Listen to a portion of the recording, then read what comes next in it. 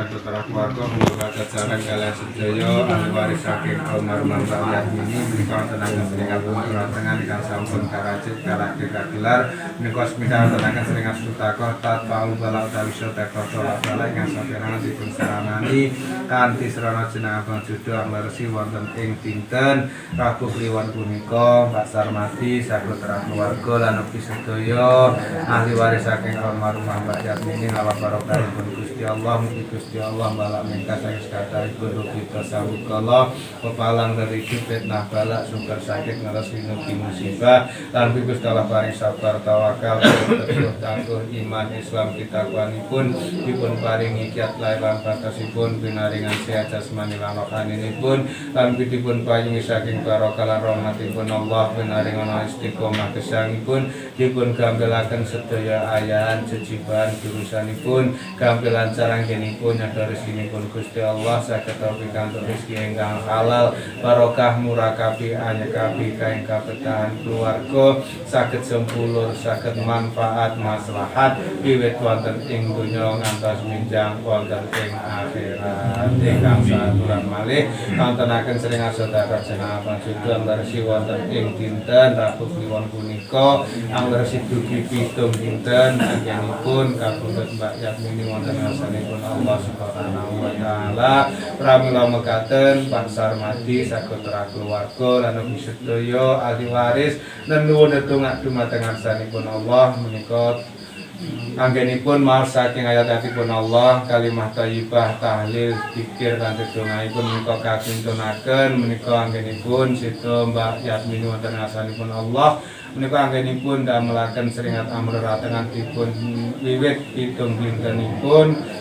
kawan dosa dintenipun 100 dintenipun lan dugi 1000 dintenipun menika karakit kadamel sepindhah menika mugi sedaya doa panunanipun saged pikantuk ijabahipun Allah Subhanahu wa taala sehingga almarhum Mbak Yasmini saged katampi dening Allah dipun paring margi ingkang fajar dipun jembaraken kuburipun dipun apunten sedaya kalepatanipun kalebura sedaya dosanipun katutupan sedaya kawonanipun mugi katampi sedaya amal ibadah ugi amal kesayanganipun dipun mati-mati kelaken ganjaranipun dipun tebihaken saking siksa kubur siksa neraka lan bencana wonten ing akhirat saged pikantuk panggenan ingkang mulya wonten ing swarganipun Allah Subhanahu wa taala. Ingkang saturang malih ngantenaken seringat sedekah tolong gangsal pitulung pitu mugi saged dados rono anggenipun ngintun doa dumateng almarhum Mbak Yasmini menika wiwit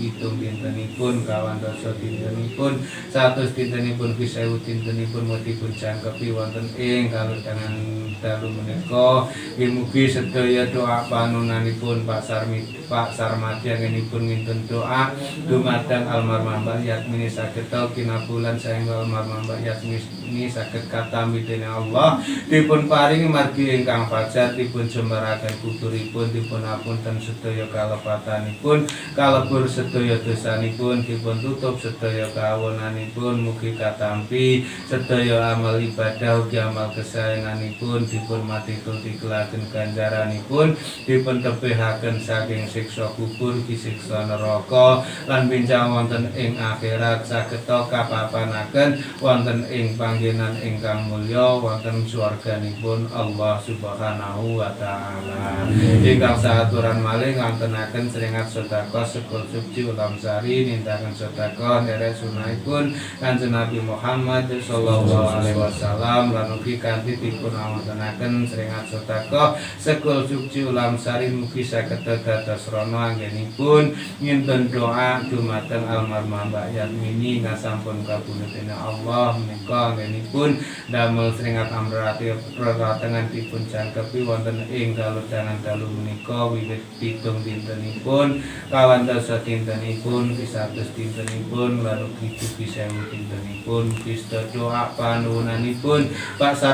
Pak Sarmadi saputra keluarga lan ugi sedaya ahli waris saged pikantuk ijabahipun Allah Subhanahu wa taala sehingga almarhum Mbak Yatmini saged katampi dening Allah dipun paringi margi ingkang fajar dipun jembaraken kuburipun dipun apunten sedaya kalepatanipun kalebur sedaya dosanipun katutup sedaya kaawonanipun. Mugi katampi sedaya amal ibadah ugi amal kesaenanipun dipun mantitu dipelaken ganjaranipun dipun tebihaken saking siksa kubur ugi siksa neraka lan ugi saged pikantuk sahabatipun Kanjeng Nabi Muhammad sallallahu alaihi wasallam sehingga saged kapapanaken wonten ing swarganipun Allah Subhanahu wa taala. Ingkang saaturan malih ngawontenaken seringan sedekah mulai luhur menika paringan doa wonten ngarsanipun Allah ngintun doa dumateng para yang para luhur saking jaler luhur saking estri khususipun ngintun doa dumateng almarhumah Mbak Yatmini kang sampun kapundhut dening Allah menika dipun jangkepi wonten ing dalu menika ngresik dugi pitung dintenipun menika sedaya seringat amratengan menika ugi saged kangge panuwunan dugi kawandasa dintenipun 100 dintenipun lan mendak ugi dintenipun mugi sedaya panunanipun Pak Sarmadi saputra keluarga lan sedaya ahli waris saged pikantuk ijabahipun Allah Subhanahu wa taala sehingga almarhum Mbak Yatmini saged katampi dening Allah dipun paringi margi ingkang fajar dipun jembaraken kuburipun dipun apunten sedaya kalepatanipun kalebur sedaya dosanipun dipun tutup sedaya kawonanipun mugi katampi sedaya amal ibadah ugi amal kesaenanipun dipun matikul dikelaken ganjaranipun dipun tebihaken saking siksa kubur ugi siksa neraka lan benjang wonten ing akhirat saged kapapanaken wonten ing swarganipun Allah Subhanahu wa taala. Ingkang saaturan malih kawontenaken seringat sedekah pujeng ungkur-ungkuran menika kangge perlambang utawi kangge simbol pilih menika almarhumah Mbak Yatmini menika sampun sowan wonten ing ngarsanipun Allah Subhanahu wa taala sak menika tasih wonten alam kubur tegesipun menika tasih ngantu-antu doaipun ahli warisipun ingkang taksih sugeng pramila wonten ing dalu menika dugi pitung dintenipun ugi mangke kawandasa dintenipun 100 dintenipun ugi 1000 dintenipun menika dipun damelaken seringat amratengan cekap wonten ing dalu menika wondene doaipun nggih mugi saged